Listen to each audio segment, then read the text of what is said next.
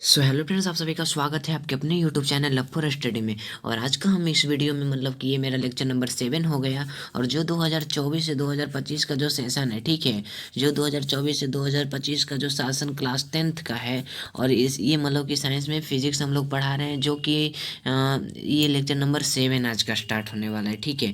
अगर जो इससे पहले जो भी लेक्चर 6, 5 और जो भी है, मतलब कि अगर जो आप नहीं देखे हो तो उसका लिंक चैनल का डिस्क्रिप्शन में वहाँ पे से जाके आप आराम से देख सकते हो।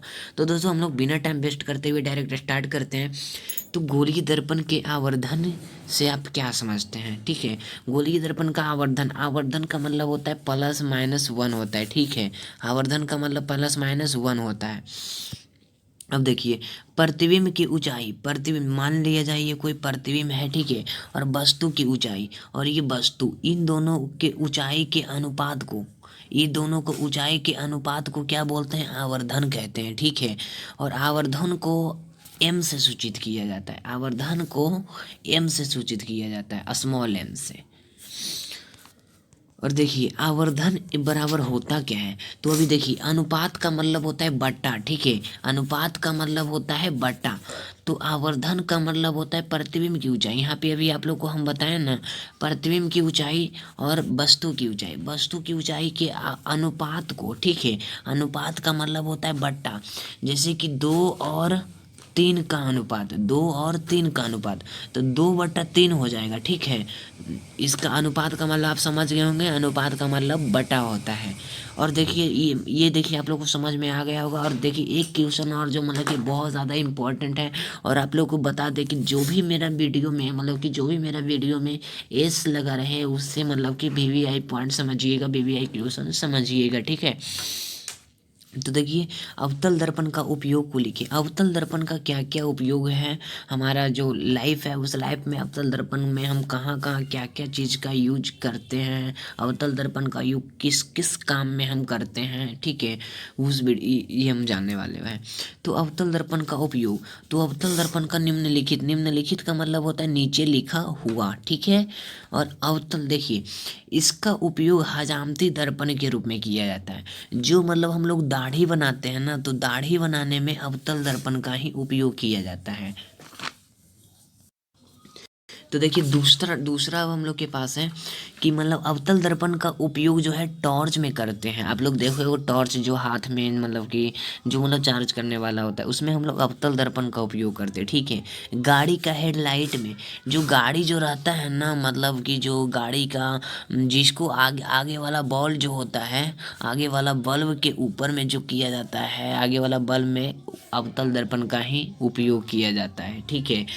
और मतलब कि और सर्च लाइट के परावर्तन में, सर्च लाइट के परावर्तन में भी कौन सा दर्पण का उपयोग करते हैं? अवतल दर्पण का ही उपयोग किया जाता है। और देखिए, सौर भट्ठी, जो सूरज प्लेट हम लोग के पास होता है, उसमें अवतल दर्पण का उपयोग किया जाता है। किस लिए? तो परावर्तन के रूप में किया जाता है, ठीक है।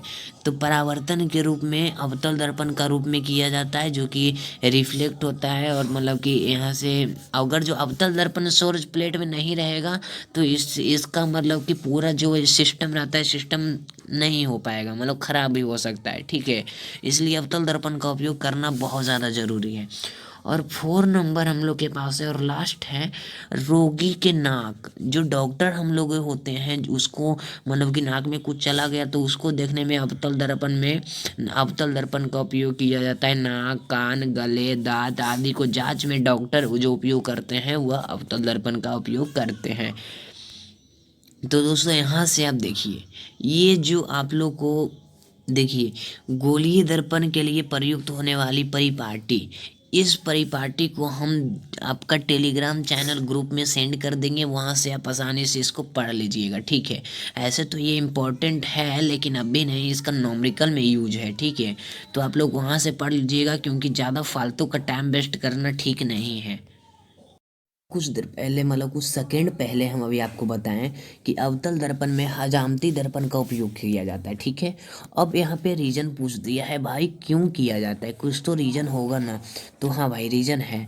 तो अवतल दर्पण द्वारा निकट रखी वस्तु को, मतलब कि जैसे कि ये कोई अवतल दर्पण है, ठीक है, और इसमें निकट रखी वस्तु को का प्रतिबिंब सीधा होता है, ठीक है, जैसे सीधा होता है, बड़ा होता है और आभासी होता है, आभासी प्रतिबिंब बनाता है। इसलिए बड़ी वक्रता त्रिज्या के अवतल दर्पण का उपयोग, इसका मतलब बड़ी वक्रता त्रिज्या इसका है, ठीक है, और बड़ी वक्रता त्रिज्या के अवतल दर्पण का उपयोग हजामती दर्पण के रूप में किया जाता है। देखिए इसका जो रेडियस हो जाता है ना, बड़ा हो जाता है, ठीक है, इसका रेडियस यहाँ से बड़ा हो जाता है, और जिसके कारण यहाँ पे जैसे कोई कोई एक बंदा है और इसका फिगर यहाँ पे मतलब कि बड़ा, मतलब बड़ा क्षेत्र होने के कारण अच्छा से फिगर भी दिखता है, और मतलब कि सीधा भी दिखता है और बड़ा भी दिखता है और आभासी भी दिखता है। इसलिए अवतल दर्पण का उपयोग हजामती दर्पण के रूप में किया जाता है, ठीक है। और एक लास्ट पॉइंट इंपॉर्टेंट क्वेश्चन है, इसको आप लोग एग्जाम में जाने से पहले मतलब कि हर बार इसको आप पढ़िएगा, जो जो एस और VVL लिखा रहेगा उसको आप ध्यान से पढ़िएगा। तो उत्तल दर्पण का उपयोग साइड मिरर के रूप में क्यों किया जाता है?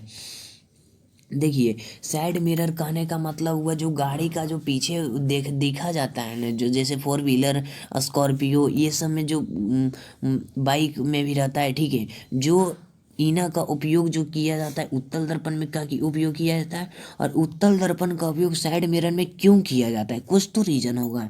तो उत्तल दर्पण का दृष्टि क्षेत्र विस्तृत होता है, बड़ा होता है, ठीक है, दृष्टि क्षेत्र मतलब कि उत्तल दर्पण में जो देखा जाता है वो बड़ा होता है, जिससे चालक अपने पीछे बहुत बड़े क्षेत्र को देख पाता है। जब वह दर्पण में देखेगा तब दृष्टि क्षेत्र मतलब पीछे वाला क्षेत्र बड़ा होता है, और जिसके कारण ड्राइवर अपने पीछे बहुत बड़े क्षेत्र को देख पाता है। यह दर्पण किसी वस्तु का सीधा छोटा प्रतिबिंब बनाता है, इसलिए उत्तल दर्पण का उपयोग साइड मिरर के रूप में किया जाता है।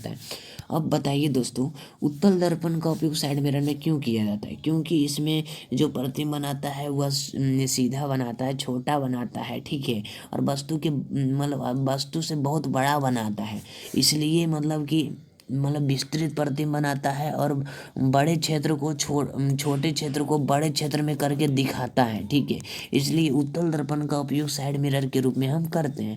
तो आई होप आज का ये वीडियो आप लोग के लिए बेहतर रहा होगा, और उम्मीद करता हूँ आप लोग को पूरी तरह से समझ में आया होगा। और अगर जो समझ में आया और आप चैनल पे नए हो तो चैनल को सब्सक्राइब करके नोटिफिकेशन को ऑल कर लें, ताकि हमारे द्वारा अपलोड किया जाने वाला सबसे पहला वीडियो आप तक पहुँचे।